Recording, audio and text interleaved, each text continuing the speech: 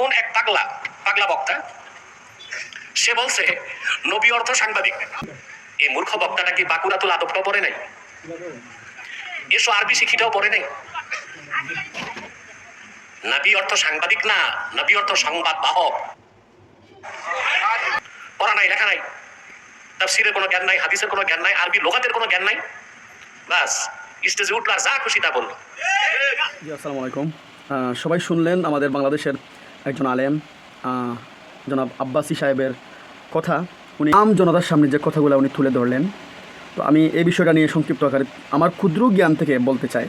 বাংলাদেশে আমরা আমি বা আমাদের মতো যারা আছেন তারাই আমরা অনুসরণ করি আপনাদেরকে। আপনি কোরআনের জ্ঞান রাখেন, হাদিসের জ্ঞান রাখেন।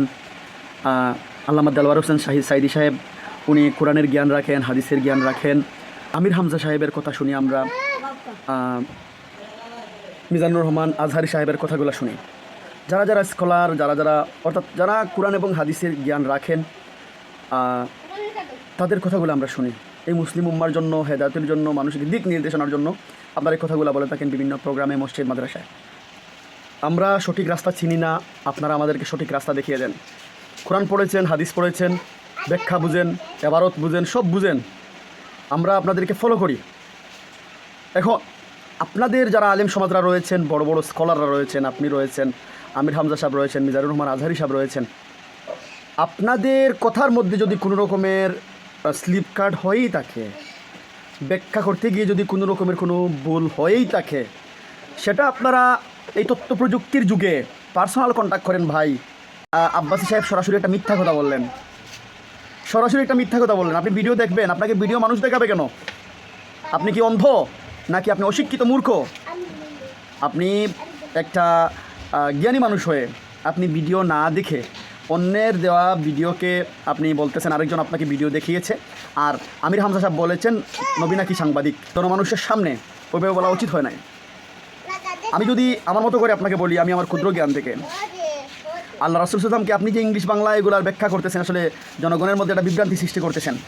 আমি আমার ক্ষুদ্র জ্ঞান থেকে যে কথাটি বলতে চাই সেটা হচ্ছে যে আল্লাহ রাসূলকে আল্লাহ রাব্বুল আলামিন সংবাদ বাহক হিসেবে পাঠিয়েছেন, আর আমির হামজা সাহেব বলেছেন সাংবাদিক। এই দুইটার মধ্যে পার্থক্য আপনি খুঁজতেছেন, কিন্তু আপনি পজিটিভলি চিন্তা করলে এটার পার্থক্যটা তেমন আমার চোখে ধরা পড়তেছে না আমার ক্ষুদ্র জ্ঞান থেকে। কেন? আপনি বলতেছেন সাংবাদিক মানে হচ্ছে সত্যকে মিথ্যা, মিথ্যাকে সত্য, উনি সাংবাদিক। কিন্তু আল্লাহ রাসূল তো ওইরকম সাংবাদিক না। আল্লাহ রাসূল হচ্ছেন সেই সাংবাদিক, উনি হচ্ছেন আল্লাহর প্রেরিত সাংবাদিক, উনি হচ্ছেন আল্লাহর প্রেরিত রাসূল, যিনি আল্লাহ রাব্বুল আলামিনের ওহীর মাধ্যমে যে বার্তা দিয়েছেন, যে খবর দিয়েছেন, যে সংবাদ দিয়েছেন, সেই সংবাদকে উনি প্রচার করবেন। ওনার কাজ হচ্ছে একটা। হ্যাঁ, আল্লাহ রাসূল যখন মেরাজে গেলেন, মেরাজে যাওয়ার পরে কি বললেন, কি খবর নিয়ে আসলেন, কি সংবাদ নিয়ে আসলেন? আপনি সংবাদ বুঝেন না? সংবাদ মানে কি সংবাদ নিয়ে আসলেন? যে আমি জান্নাতে গিয়েছি, এরকম দেখেছি, আমি জাহান্নামে দেখেছি, এরকম দেখেছি। এগুলো তো মানুষের মধ্যে দেখিয়ে বলেছেন, আর মানুষকে হেদায়েতের রাস্তা দেখিয়েছেন যে মানুষ যদি আল্লাহর বিধান, আল্লাহর আইন, আল্লাহকে না মানে, তাহলে মানুষ জাহান্নামে যাবে, আর জাহান্নামের পরিণাম এরকম হবে। এটাই তো উনি এই মেরাজে যাওয়ার পরে বলেছেন। উনি তো বলেছেন এই কাজ ওই কাজ, ওইভাবে করলে জান্নাতে যাবেন, ওইভাবে করলে জাহান্নামে যাবেন। এই জিনিসগুলো তো উনি ব্যাখ্যা করেছেন। তাহলে ওটাই তো সংবাদ। ভাই, আপনি ওইটাকে নেগেটিভলি কেন চিন্তা করতেছেন? আপনারা হচ্ছেন আলেম, ওনার তো চিন্তাধারা খারাপ নয়, উনি তো অন্য ধর্মের নয়, উনি তো নাস্তিক মুরতাদ নয় যে উনি উপেক্ষা করেছেন, উনি একজন ইসলামিক স্কলার। আপনার পাগল বলা এরকম উচিত হয় নাই। আপনি তওবা করার কথা বলতেছেন, আপনি তওবা করার কথা বললে আপনি পার্সোনালি কন্ট্যাক্ট করেন। সাধারণ উম্মি, সাধারণ জনগণের মধ্যে এরকম আপনার বলা উচিত নয়। আপনি এই ফতোয়ার ঠিকাদারি নেন নাই, আপনি একজন কর্মী, আপনি কোরআনের একজন কর্মী, আপনি একজন সেবক, আপনি মানুষদেরকে শিখাবেন। আপনারা টিচার, আপনারা রাসূলের শিখিয়ে দেয়া, রাসূলের দেখিয়ে দেয়া, আল্লাহর দেখিয়ে দেয়া জিনিসকে আপনারা ব্যাখ্যা করবেন, এগুলো মানুষের সামনে উপস্থাপন করবেন। কোরআন সরাসরি কথা বলতে পারে না, আপনি কোরআনের হয়ে কথা বলবেন। হাদিস সরাসরি কথা বলতে পারে না, আপনি সরাসরি হাদিসের কথা বলবেন। এটাই আপনার কাজ।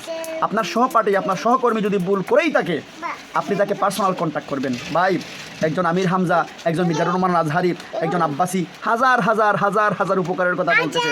একটা কথা স্লিপ কাট হয়ে গেছে, আপনি এটা মানতে পারলেন না। আপনার মনের হিংসা, এটাকে প্রকাশ করার জন্য জনসম্মুখে গিয়ে আপনি ওই রকম কথা বলাটা আপনার উচিত হয় নাই। ভাই, সাংবাদিক মানে শুধু মিথ্যাকে সত্য আর সত্যকে মিথ্যা, তাকে সাংবাদিক বলে না, তাকে হলুদ সাংবাদিক বলে। আপনি কি সাংবাদিকের সংজ্ঞা জানেন না? সত্যকে মিথ্যা, মিথ্যাকে সত্য যে সাংবাদিক করে তাকে হলুদ সাংবাদিক বলে। আর সত্যকে সত্য, মিথ্যাকে মিথ্যা যারা বলে তাকে সাংবাদিক বলে। আমার রাসূল বার্তাবাহক ছিলেন, আমার রাসূল সাংবাদিক ছিলেন। এটা এটা এটা খারাপ কিছু নয়। এটা যদি মির্জা ফখরুল ইসলাম আলমগীর বলতো তাহলে আমরা বুঝতে পারতাম এটা অন্যায় করেছে। এখন আপনি একজন আলেম, এগুলো তো আপনি নাস্তিক মুরতাদদেরকে উস্কিয়ে দেয়া, কাফির মুশরিকদের জন্য উন্মুক্ত করে দেওয়া, যে ওই মোল্লা এই কথা বলে, এই মৌলবী ওই কথা বলে। আপনার এই বিভাজন, যারা আমার অভিজ্ঞতা থেকে বলতেছি, যুগের পর যুগ দেওবন্দিরা মিথ্যাচার করে আসছে, করেছে। আপনারা যারা মদিনায় গিয়েছেন, যারা মক্কায় গিয়েছেন, যারা তারা দেখেছেন ইসলামের কার্যকলাপ আর বাংলাদেশের কার্যকলাপের মধ্যে রাত দিন তফাৎ। এটা ডিভাইড করেছে কে? দেওবন্দিরা। এটা মসজিদে মসজিদে ইমামতি করেছে, সাধারণ মানুষের মধ্যে উল্টাপাল্টা শিখিয়েছে। মানুষ এখন কোরআন হাদিস সম্পর্কে জ্ঞান রাখে ভাই, আগের মতো মূর্খ নয়। সুতরাং পরিশেষে যে কথাটি বলতে চাই, এক মৌলবী একটা বলেছে, এটা যদি কোনো ভুল থেকেই থাকে আপনারা অন্য মৌলবী এটাকে পার্সোনাল কন্ট্যাক্ট করেন ফোনের মাধ্যমে, নাম্বার চান আমি দেবো, আমার সাথে কন্ট্যাক্ট করেন, আমি নাম্বার দেবো। তারপরেও ওই জনসম্মুখে জনমানুষের সামনে এরকম কথা বললে মানুষের মধ্যে বিভ্রান্তি সৃষ্টি হবে। আপনি কার হয়ে কাজ করছেন? আওয়ামী লীগের নাকি বিএনপির নাকি আল্লাহর? আপনি কার? এটা আপনি স্পষ্ট করেন, আপনি আওয়ামী লীগের না বিএনপি। আপনি স্পষ্ট করলে তখন বোঝা যাবে আপনি কোন ধারার কথা বলতেছেন। আপনার মধ্যে হিংসা নাকি সত্যিকারের আল্লাহ প্রেম রয়েছে, রাসূল প্রেম রয়েছে। আশিকে রাসূল সবসময় ভাবেন, বলেন, আর পকেটের মধ্যে লিল্লা নেন, হাজার হাজার টাকা মানুষের কাছ থেকে লুটিয়ে নিচ্ছেন। এগুলার কোনো জবাবদিহিতা নাই? এগুলোর জবাবদিহিতা নাই আপনার কাছে? আছে। সুতরাং আমরা এগুলো বলতে চাই না। 40 মিনিটে 80,000 টাকার কোনো প্রোগ্রাম, কোনো জায়গায়, কোনো উলামায়ে কেরাম, কোনো সাহাবায়ে কেরাম কখনো কোনোদিন ইসলামের দাওয়াতের জন্য নেয় না। এটা আপনারা নিচ্ছেন হারাম, সরাসরি হারাম। এত টাকা এটা পরিশ্রম হতে পারে না। সুতরাং আমি আপনাদেরকে অনুরোধ করে বলবো, আপনার মতো আব্বাসের মতো যারা মৌলবীরা রয়েছেন, আপনারা এক হয়ে কাজ করেন এই দেশে ইসলামকে প্রতিষ্ঠা করার জন্য, এই দেশকে ইসলামী দ্বীন কায়েম করার জন্য যতটুকু সম্ভব নিজের সর্বোচ্চ দিয়ে আপনারা চেষ্টা করেন। আপনাদের মুখের দিকে তাকিয়ে সবাই চেয়ে থাকে যে আপনি একটি কথা বলবেন আর মানুষ সেটাকে পালন করবে, লালন করবে, এটাকে ওইভাবেই সে পরিচালিত হবে। আপনি যদি মনের মধ্যে হিংসা রেখে আরেকজন আলেমকে এরকম গালাগালি করেন, বন্ড বলেন, পাগল বলেন, তাহলে এটা নির্বুদ্ধিতার পরিচয় ভাই, নির্বুদ্ধিতার পরিচয়। আমার অনুরোধ, আপনারা সবাই এক হয়ে কাজ করেন, এই দেশে একটা সুন্দর একটা ইসলামী রাষ্ট্রে পরিণত করেন। আর মানুষদেরকে হাসাবেন না প্লিজ, প্লিজ আব্বাসী সাহেব, প্লিজ। আমি আপনার এই ভিডিও যখন আপনি করেছেন আমি দেখেছি কারা কারা লাইক দিয়েছে। এরা বুঝে না ভাই, যারা আপনাকে লাইক দিয়েছে ওরা বুঝে নাই। কারণ ওই যে হিংসার এটা বদৌলতে আপনাকে লাইক দিয়েছে, কিন্তু এটা ব্যাখ্যা করে নাই ওরা। সাংবাদিক আর সাংবাদিকের মধ্যে পার্থক্য ওরা আপনি যেটা বলছেন সেটাকে উপলব্ধি করতেছে। অনেক আওয়ামী লীগের এটাকে ব্যাখ্যা করতেছে, অনেক বিএনপির বাইরেরা ব্যাখ্যা করতেছে এটা তো আমির হামজা ভুল বলেছে। কেন জানেন? কারণ আমির হামজা জামাত ইসলামী করেন বলে। এটা জামাত ইসলামী আর বিএনপির আওয়ামী লীগের প্রসঙ্গ নয়, এটা মুসলমান এবং ইসলামের বিষয়, কোরআনের বিষয়, হাদিসের বিষয়। আপনাকে ফিরে আসতে হবে। আসুন আমরা সবাই মিলে এক হয়ে, নেক হয়ে, সকল মৌলবীরা আলেমরা এক হয়ে কাজ করার চেষ্টা করি। আল্লাহ তাআলা আমাদের সবাইকে সঠিক বুঝদান দেওয়ার তৌফিক দিন। আমিন।